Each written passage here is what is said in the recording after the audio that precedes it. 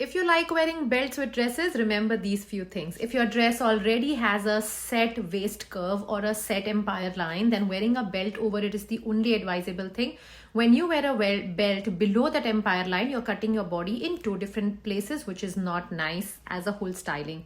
When your dress is single, like this slip dress, you can wear a belt just below your bust or on your waist. Both are okay depending on what proportion you're creating.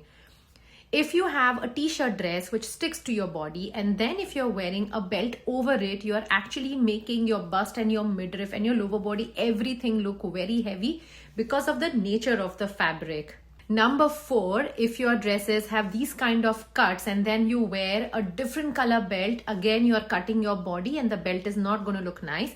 If the dress comes with its own fabric belt, then that belt won't be visible because it's the same color or the print scheme they are following. Not all dresses require belts. You can just accessorize them with different accessories. Not all dresses require belts. Belts are used as an accessory to add color, but then don't add too many things on the dress. So remember that if your dress sticks to your body, or if your dress already has a waist curve or an empire line, then you can actually avoid a belt. Let me know if you have questions.